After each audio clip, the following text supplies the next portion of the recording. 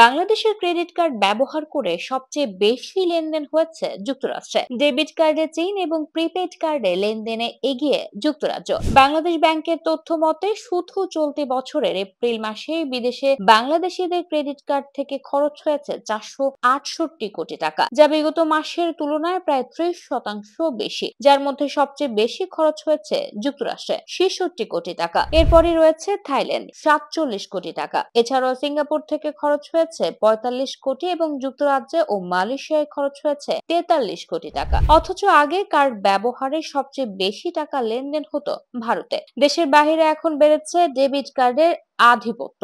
গত এপ্রিলে বাংলাদেশিদের ডেবিট কার্ড ব্যবহার করে বিদেশে লেনদেন হয়েছে প্রায় 310 কোটি টাকা, যার সবচেয়ে বেশি লেনদেন হয়েছে চীনে 64 কোটি টাকা। এরপর রয়েছে যুক্তরাষ্ট্র 36 কোটি এবং ভারত 29 কোটি টাকা। ডেবিট এবং ক্রেডিট কার্ডের তুলনায় পিছিয়ে নেই প্রিপেড কার্ডও। প্রিপেড কার্ড ব্যবহার করে সবচেয়ে বেশি লেনদেন করেছে যুক্তরাজ্য 18 কোটি টাকা। এরপরে রয়েছে নেদারল্যান্ডস 10 কোটি টাকা।